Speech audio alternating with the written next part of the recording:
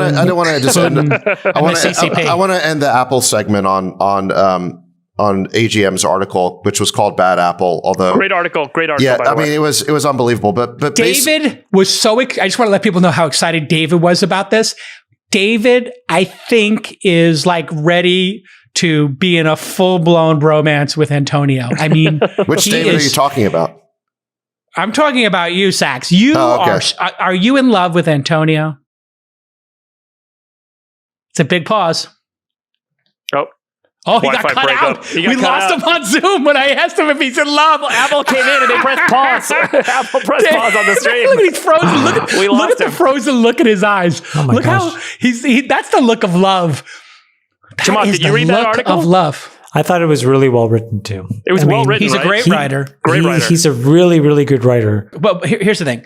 He is getting paid probably $300,000 to $700,000 to write on Substack after getting fired and after getting a giant settlement from Apple, whatever that's going to be. So he is making out like a bandit. But I thought the funniest part was like, I'm not being silenced here because I'm now being paid to talk about Apple for the next year by Substack. But I thought his most salient point was Steve Jobs would not have been able to exist in the Apple that exists today. He would have gone run out of Apple, is what he said. He would have been canceled. I mean, Steve Jobs would have 100%. David, you broke up when I asked you if you were in love with Antonio. I think you got... No, my Apple cut you off. Yeah, exactly. No, look, I think I don't agree with everything AGM writes, but I do think he is a fantastic writer with a lot of interesting perspective. And that ending of that article, the reason I want to mention it is it kind of goes to Friedberg's point about how much innovation is there really at Apple now that the genius who created it is gone.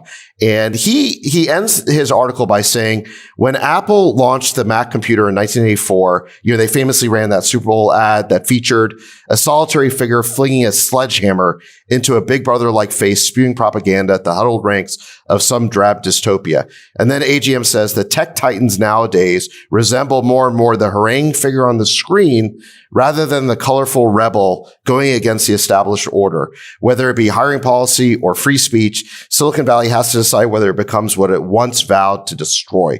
The reality is the great genius who founded Apple is long gone. It is run by HR people and woke mobs. It's run by a supply chain manager. Exactly. And so there is no more innovation there. They are just a gatekeeper collecting rents.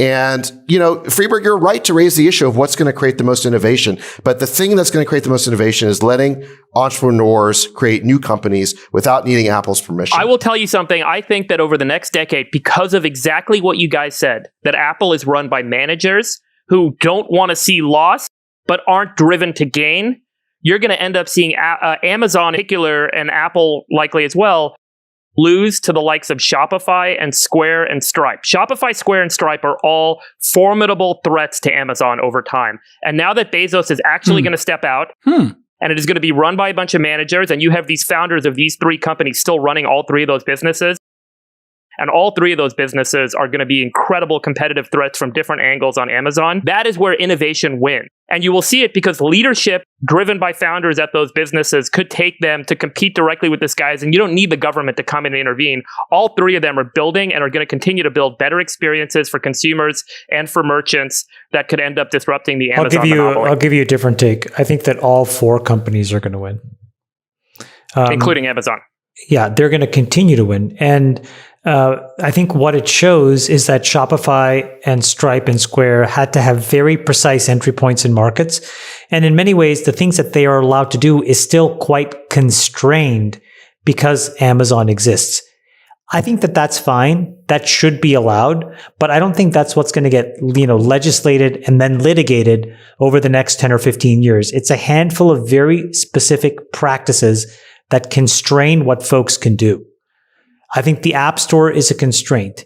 The algorithmic nature of Facebook's newsfeed and Google search are constraints. And people are going to test those things. And I think that in testing it, you're probably going to do what the government was successful, as Sacks said, in 2000, which is just slow these guys down. You have to remember, at some point, there were probably more DOJ lawyers inside of Microsoft than product managers. And everything, if I remember correctly, from a feature perspective, had to go to the DOJ for approval for some time. That's probably the best thing that can happen to these companies, which is you completely gum up the product infrastructure. Then, Friedberg, you're right. The human capital equation changes. People leave. It's not that fun to be there. They go to startups. But again, you needed the government to step in. And they're not going to necessarily solve it, but they can really slow down the overreach of these companies for the next 20 years. And I think that that's net additive for the world. Here's my prediction. I think the pirates are assembling themselves, whether it's Coinbase saying we're not going to have politics at work, or Antonio, and the end of cancel culture, the end of taking the hysterical left or the trolling right seriously. I feel like that is ending, and this great nightmare of hysteria is going to end, and the Overton window is going to blossom and open up, and people are going to be more innovative and accepting of new ideas, and be reasonable and not cancel people who wrote something 5 or 10 or 20 years ago. Go reasonableness. Let's go reasonableness. Well reasoned. All right, everybody. This has been another episode of the All In Podcast. What are you guys all doing today? Nobody. What am I doing today? Yeah. What, are you inviting us somewhere? No, I'm just wondering what. Is this a flex? Are you going kite? Or did you get an electric? You got an electric surfboard, didn't you? It's 8:30 p.m. for me, so I got to go hang out with my family. I've got the accelerator and a board meeting, and that's it. I'm in the Mediterranean general area. Yes, I'm actually conquering Europe. I'm in Miami. I did. Again, I just want to say I did go to the dentist, and I felt pretty good. Overcame Sacks, are you hearing about people moving back from Miami? This little thing going on about people saying, no, that's BS. People are so happy here. Yeah. Do you think you're going to end up living there? No. I mean, we'll see. Just a part-time. Maybe. No, maybe. Did you get orthopedic shoes when you bought that shirt?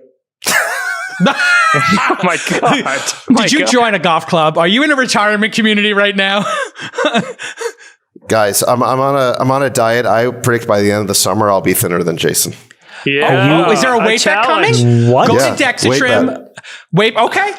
Bring it. Go to Dexatrim. Dexascan, whatever. Go to Dexascan and let's go. Next episode, show your Dexascan. I'll show mine. Weigh in. Do it. Dexascan, and then we'll propose a bet. Do it. What are you weighing right now, Jake? What is your weight? I think I'm 194. Okay. 195, something like that. And what's your height? What are you? 5'8.5".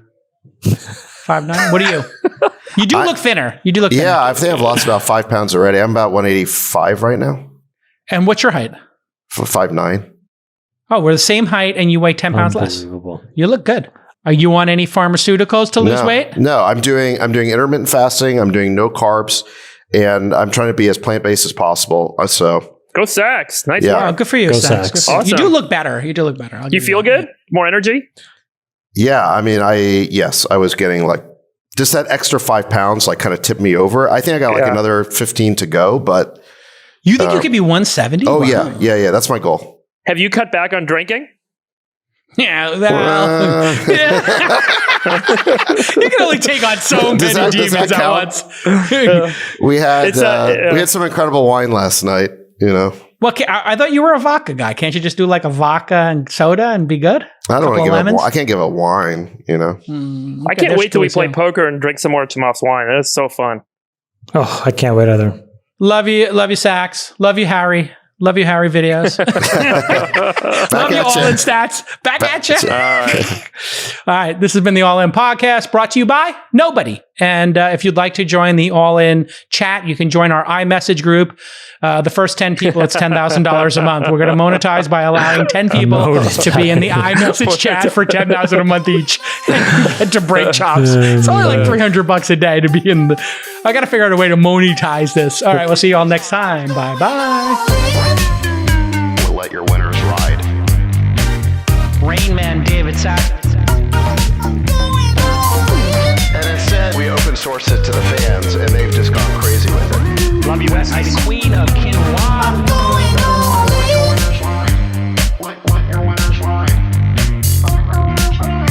Besties are back.